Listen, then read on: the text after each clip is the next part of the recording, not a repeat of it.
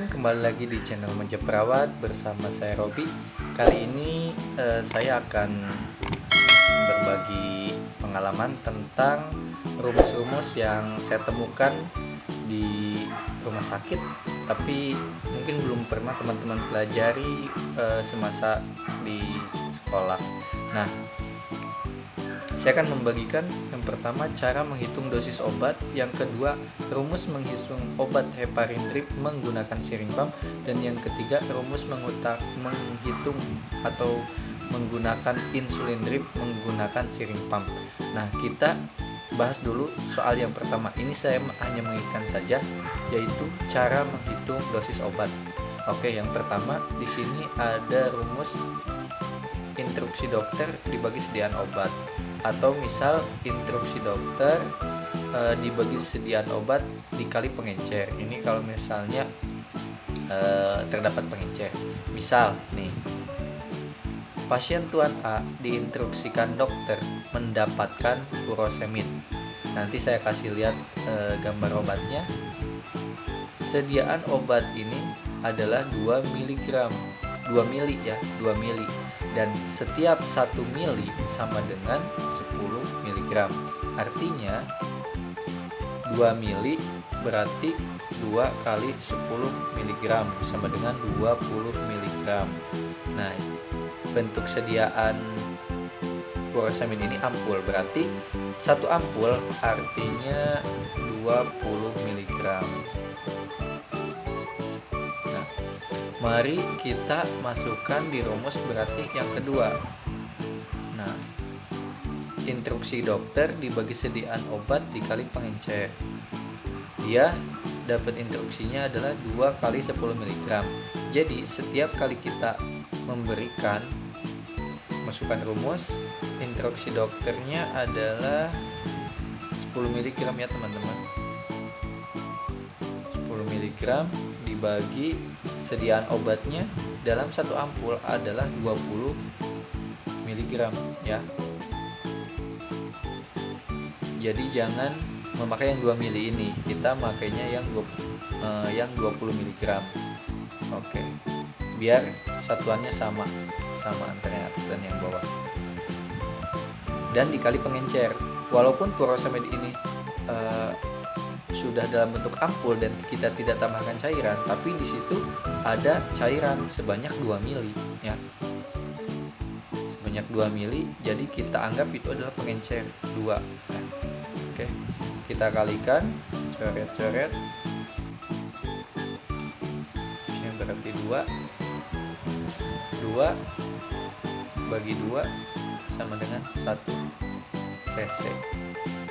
Jadi ketika kita akan memberikannya, setiap kali pemberian adalah 1 cc. Jadi 2 kali 1 cc.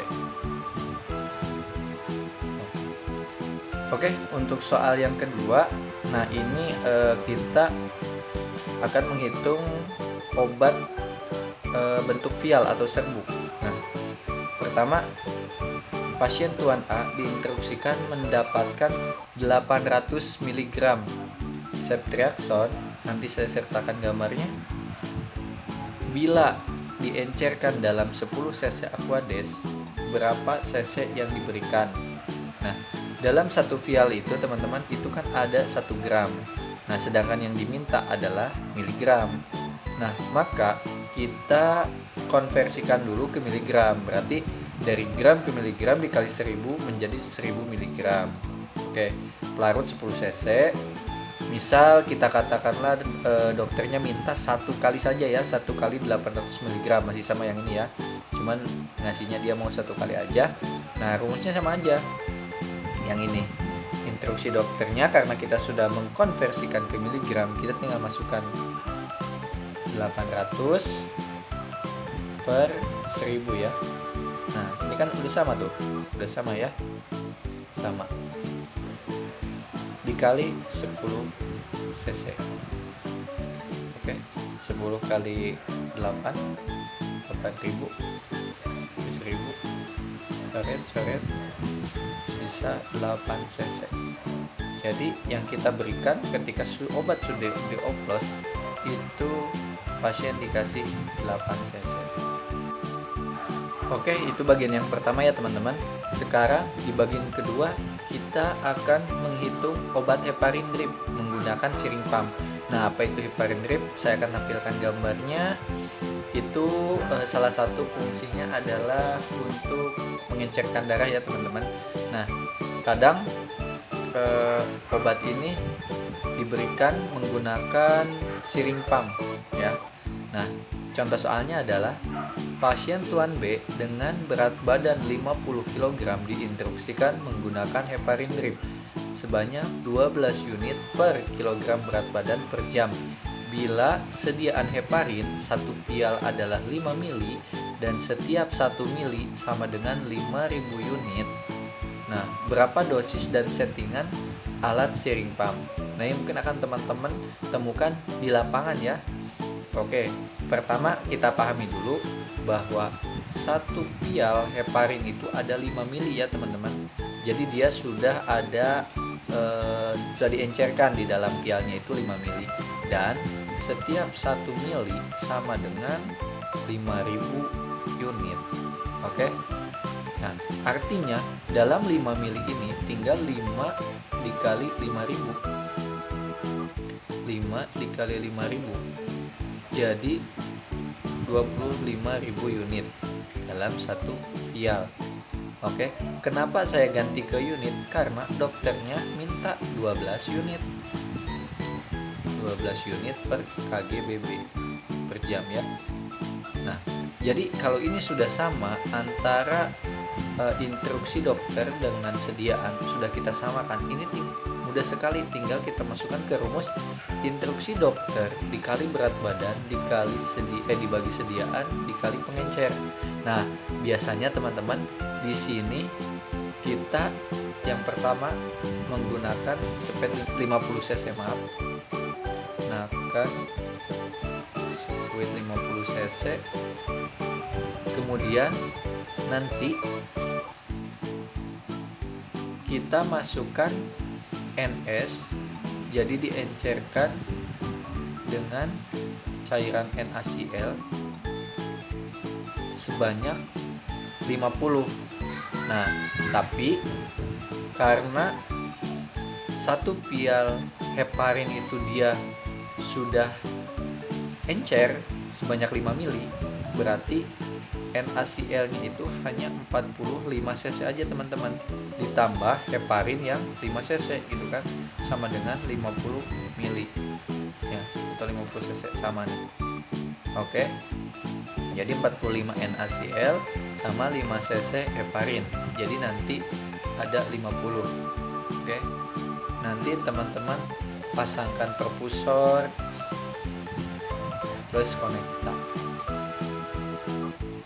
Nanti mungkin alat-alat ini kalau ada saya sertakan gambarnya, kalau tidak ada nanti mungkin teman-teman akan mengetahuinya di lapangan.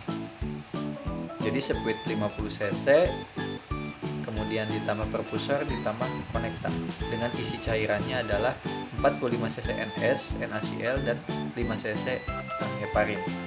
Oke, kemudian kita masukkan rumusnya, instruksi dokter tadi 12 unit ya teman-teman, 12 unit, berat badannya tadi 50 kg dikali 50 kg dibagi, nah sediaannya itu kita pakai yang 25.000 unit biar sama penyebutnya dengan yang 12 unit. Oke, dikali 50 juga.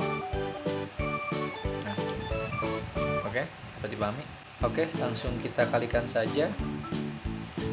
Yang pertama ini kita coret.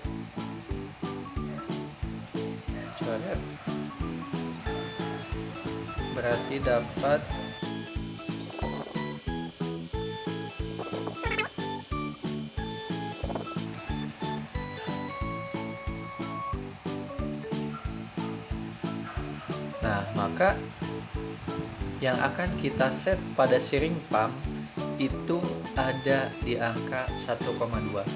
Kalau misalnya teman-teman ingin melihat saya setting menggunakan syring pump, silahkan tulis di kolom komentar. Nah, oke teman-teman, yang bagian ketiga tadi adalah rumus menghitung insulin drip ya teman-teman. Insulin drip itu merupakan obat yang digunakan bagi pasien-pasien yang mengalami atau mengidap penyakit diabetes mellitus. Biasanya kan teman-teman menyuntikan secara SC ya.